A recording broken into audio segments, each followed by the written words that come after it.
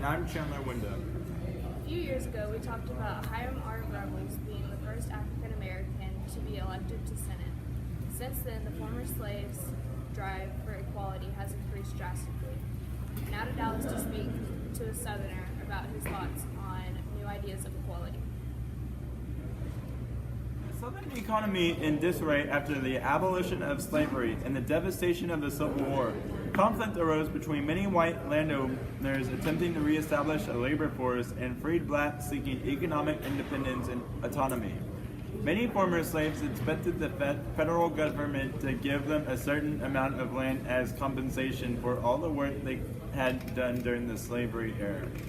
Union General William D. Sherman had encouraged this expectation in early 1865 by granting a number of freedmen 40 acres each of the abandoned land left in the wake of his army. During Reconstruction, however, this conflict over labor resulted in the sharecropping system, in which black families would rent small plots of land in return for a portion of their crop to be given to the landowner at the end of each year. That's it? My name is Dean Khalil. I'm Dallas Chavez. Where are you from? I'm from the southern part of Texas. What is your attitude toward the results of the Civil War and African Americans wanting equal rights? I don't think African Americans should gain political power in America. What do you think of the Jim Crow laws and the impact it has on the Southern people? I agree with the Jim Crow laws because it makes it where African Americans can't overpower the whites and will keep white men like me in power of the government for the next century. How do you feel about the African Americans being able to go to public schools? The African Americans get to get their own schools as whites get their own schools. Do you think that the federal government should offer money or land to former slaves? I think the government shouldn't offer money or land to them because they should get jobs on farms as sharecroppers for us whites. In recent presidential elections, President Grant was elected president. In these elections, these were the first presidential elections after the Civil War, and 3 former Confederate states, also known as Texas, Virginia, and Mississippi, were not able to vote because they had not been allowed back into the Union yet. In this election, President Grant dominated the Electoral College by a whopping 214 to 80, and he also dominated the popular vote by over 1,000 votes. We were able to get a special interview with President Grant. Now to Dallas.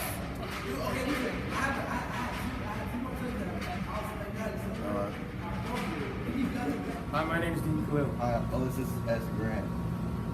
What was your strategy for winning the Civil War? I captured Vicksburg, which got the Mississippi from the Confederacy, then captured the Confederacy capital.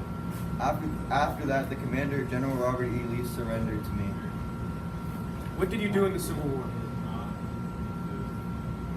I commanded the Union Army and made them victorious during the Civil War. I was chosen commander by Abraham Lincoln himself. What was your most successful accomplishment in presidency?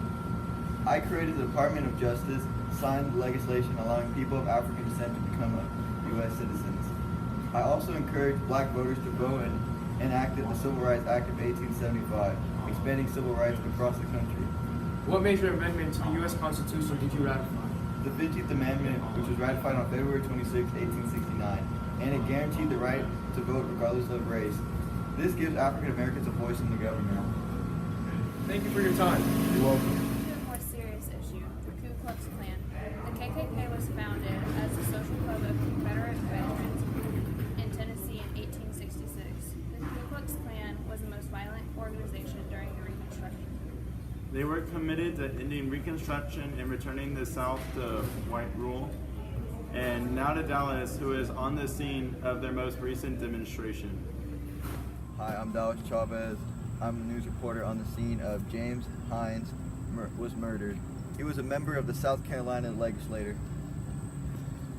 Suspects believe that he was murdered by the Ku Klux Klan because they do not want anyone gaining rights or power in the government. The Ku Klux Klan focused on terrorizing any African Americans that seemed vulnerable. Many shootings occurred during the time over from KKK trying to murder innocent lives of African Americans so they do not gain power in the government. But this isn't the only incidents, though. There were 3 days of riots in Memphis, Tennessee, which left nearly 50 people dead and scores of more injured. Over 90 buildings were wrecked and black residents scattered and terrified.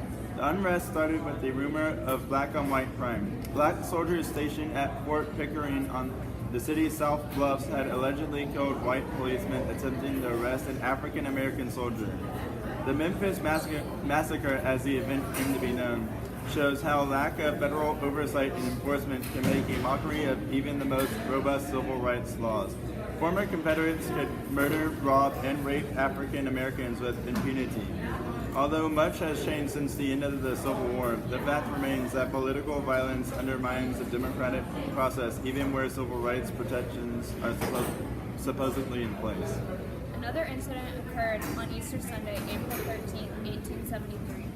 200 to 300 whites marched into Colfax, Louisiana, and killed any African American in sight.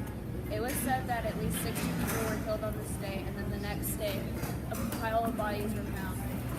Okay, that's all the time that we have for today. You know where to find us. We'll see you tomorrow. Stay classy, America.